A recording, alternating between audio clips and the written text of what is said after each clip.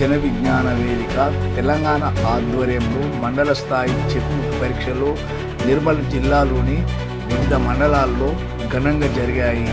నిర్మల్ పట్టణ గ్రామీణ మండలాల పరీక్షలు ఎన్టీఆర్ స్టేడియంలోని ఆడిటోరియంలో జరిగిన పరీక్ష ప్రశ్నపత్రాలను జిల్లా సైన్స్ అధికారి డాక్టర్ వినోద్ కుమార్ విడుదల చేశారు.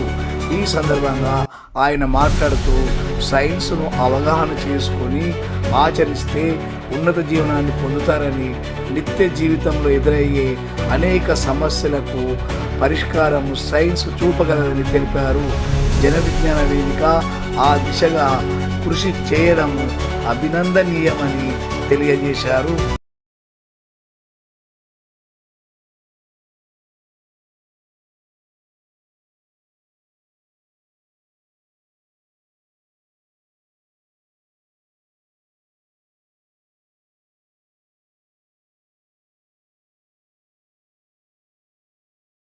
వెళ్తే అంత ఎగ్జామ్ రాస్తూ ఉంటే ఆటోమేటిక్గా మనకు సైన్స్ పట్ల అవగాహన పెరుగుతూ ఉంటుంది. ఎప్పుడైతే సైన్స్ పట్ల మనం పుస్తకాలు కానీ వేరే కానీ ఇతర పుస్తకాలు మనం చదువుతామో ఆటోమేటిక్గా మన జీవన విధానం మారుతుంది. కాబట్టి మనం ప్రతి మనిషి కోరుకునేది ఏంటిదంటే తన యొక్క స్థితిగతులు పెంచుకోవడం ఫస్ట్ భాగం. కాబట్టి అది ఏ ఉద్యోగం చేస్తున్నామా ఏం చేస్తున్నామా అన్నది కాదు. కాబట్టి మన బాధ్యతను నెరవేరుస్తున్నాం అనేది తెలుసుకోవడానికి ఇది కూడా ఒక రకంగా. సో మీలో ఇప్పుడు మీరు స్కూల్ నుండి వచ్చారు మేడం, స్కూల్ నుండి వచ్చారు కాబట్టి you are the talented people, right? కాబట్టి సో ఇక్కడికి వస్తే ఈ మండల స్థాయిలో ఏం తెలుస్తుంది అనేది అంటే ఎట్లా ఉంటుంది, వేరే స్కూల్ పిల్లలతో మనం ఎట్లా పోటీ పడతాం, ప్రపంచంతో ఎట్లా పోటీ పడతాం, అదే కదా మనం నేర్చుకోవాల్సిన. కాబట్టి అలాంటి దాన్ని చేయడానికే సో ఇలాంటి ఎగ్జామ్స్ కండక్ట్ చేస్తున్నారు. కాబట్టి వాళ్ళకి జన విజ్ఞాన వేదికకు ఉన్నటువంటి ప్రతి ఒక్కరికి మనం ధన్యవాదాలు తెలియజేయాల్సిందే. కాబట్టి ఇంకొక విషయం ఏంటంటే ఇందులో గెలుపోవటంతో పని లేదు నాన్న, మీరు పార్టిసిపేట్ అవ్వడమే that is the one of the best. మీరు ఒక మార్క్ అటెండ్ చేసినట్టే, ఒక రకంగా చెప్పాలంటే ఒక లెవెల్కి వెళ్ళినట్టే. కాబట్టి సో ఇక్కడ నుండి డిస్ట్రిక్ట్ లెవెల్కి వెళ్ళేది, ఈ మండల్ నుండి నిర్మల్ రూరల్ అండ్ అర్బన్ నుండి వెళ్ళేది రెండే టీంలో సార్ చెప్పారు ఇందాక రఫీ సార్. కాబట్టి మిగతా వాళ్ళు వెళ్ళట్లేదని బాధపడకండి, ఎందుకంటే దానివల్ల మనకు కూడా కొంత అటెండ్ చేసినటువంటి ఒక ఇది ఉంటుంది కాబట్టి జీవితంలో గుర్తుండిపోయే విషయం. కాబట్టి సో ఇలాంటివి చేస్తూ పోవాలి, ఎందుకంటే ప్రతి ఒక్కరు ఏ ఒక్క వ్యక్తి కూడా సక్సెసే రాదు నాడు. ఎన్నో ఫెయిల్యూర్స్ తర్వాత సక్సెస్ వట్టిగా రాదు. ఎన్నో అడల్ట్స్ ఉంటాయి బట్ అవన్నింటినీ కూడా మనం ఇది ఒక భాగం, ఇది ఒక ఈరోజు మనం చేసేటటువంటి ఒక స్టెప్ అనుకోండి.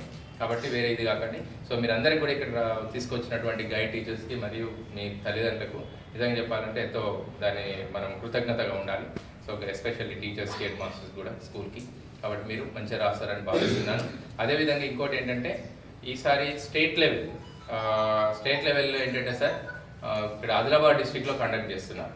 కాబట్టి వీలైతే 3 days ప్రోగ్రామ్ డిసెంబర్ 15, 16, 17 సార్ 15, 16, 17 ఉంది. కాబట్టి వీలైతే ఒక రోజు ఎట్లా మనకు దగ్గర 80 kilometers ఒక కార్ 4 తీసుకొని వచ్చినా కూడా ఉంటుంది. కాబట్టి వీలైతే అటెండ్ చేయండి సార్, మంచి మంచి ప్రొఫెసర్స్ వస్తారు. కాబట్టి వీలైతే ఒక 2 స్టూడెంట్స్ను ఒకరినో స్కూల్ నుండి వీలైతే అట్లా చూడండి. అలా వెల్కమ్ సార్, అలా వెల్కమ్. ఏది మన పెద్ద విషయం ఏం కాదు, దగ్గర 80 kilometers. అదే ప్రోగ్రామ్ ఎక్కడ టెస్ట్ రాసుకునే కానీ దాని అర్థం మనకి తెలుస్తలేదేమో. చెక్కుముకి అంటే మనకి అగ్గి దబ్బాగా లైటర్ కనుక్కున్న ముందు ఒక రాయితోని ఒక చిన్న లోహపు కడ్డితోని అగ్గి పుట్టించేది, దానికి పేరు పెట్టిండు. బహుశా మీకు అంత చిన్న పేరు దీనికి ఎందుకు పెట్టినని మీకు డౌట్ రావచ్చు. ఎందుకు పెట్టారంటే మానవుని యొక్క నాగరికత నిప్పండి అగ్గిని కనుక్కున్న తర్వాతనే మారింది. అంతకుముందు మానవుడు జంతువులతో సమానంగా ఉండేవాడు, జంతువులకు మనుషులకు తేడా లేకుండే. ఎప్పుడైతే మానవుడు నిప్పును ఉపయోగించడం తెలుసుకున్నాడో తన జంతుజాలం నుండి వేరేండు. ఆ విధంగా వండిన ఆహార పదార్థాలు తినడం వల్ల ఏమైందంటే వండిన ఆహార పదార్థాలు చాలా సులువుగా జీర్ణమవుతాయి. అలా జీర్ణం కావడం వల్ల అధిక శక్తి వచ్చి తన యొక్క మెదడుకు అత్యధిక శక్తి అందించడం వల్ల తన మేధస్సు పెరిగి నేడు ఈ సివిలైజేషన్ నాగరికతలోకి వచ్చేది. ఆ విధంగా మానవుని యొక్క అభివృద్ధికి మానవుడు అనేవాడు ఇక్కడ రూపొందడానికి జంతుజాలం వేరై మానవుడని రూపొందించడానికి ముఖ్య కారణము అగ్గి. కాబట్టి ఆ నిప్పును మనకు ఇంతకుముందు మన పూర్వీకులు దాన్ని చెక్కుముఖి అని మందిరం వాడుక భాషలు అంటారు, చెక్కుముఖితోనే కనుగొనరు. కాబట్టి దానికి పేరు పెట్టడం జరిగింది. దీని వెనుక ఉన్న స్టోరీ అనేది తెలుసుకున్నాం. ఇంకోటి జన విజ్ఞాన వేదిక ఇక ముఖ్యంగా ప్రజల్లో శాస్త్రీయ పరిజ్ఞానాన్ని పెంచడానికి, మూఢనమ్మకాల్ని మరి పారదోలడానికి ఇది పనిచేస్తుంది.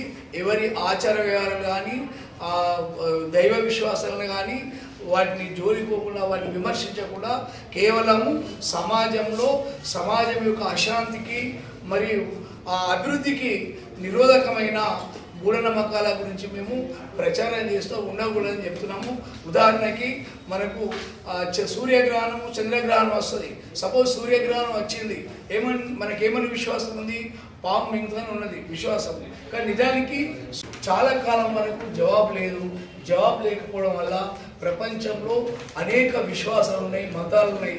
ఒక్కొక్క మతం వారు ఒక రకంగా మా దేవుడు లేకుంటే అదో పుట్టించాలని విశ్వసించేవారు. ఎందుకంటే వారికి ఎప్పటికి కూడా శాస్త్రీయ ఆధారం లేదు. కానీ మనకు ఈ చార్లెస్ డార్విన్ అనే మా నేడు ఎందుకంటే ఈ భూమిపైకి మనిషి ఎలా వచ్చింది, ఎలా పుట్టిండు అనేది ఒక పరిణామ సిద్ధాంతాన్ని చూపించి మనకు ఈ రకంగా మనిషి వచ్చిందని ఒక అన్ని అనుమానాల్ని పటాపంచాలు చేస్తూ మరి మనిషి యొక్క ఆవిర్భావం గురించి ఇతను తెలియజేసాడు. దాంతో ప్రపంచంలో అందరూ కూడా 90% మంది ఈయన సిద్ధాంతాన్ని నమ్ముతున్నారు. మనిషి అన్నది పరిణామక్రమం వల్ల ఈ భూమిపైకి వచ్చిందనేది ఈయన తెలియపోయాడు. మరి ఒక కన్ఫ్యూజన్ తీసేసాడు. అందుకని ప్రతి సంవత్సరం కూడా ఇప్పుడు 24 నవంబర్ నాడు ఈయన జయంతి జరుపుకుంటాం. దానిలో భాగంగా ఈ జయంతి వారోత్సవాలను మేము కూడా జన విజ్ఞాన వేదిక జరుపుకుంటున్నాం. కాబట్టి పోస్టర్ని విడుదల చేయడము జరిగింది. సరే చెప్పుకోవడానికి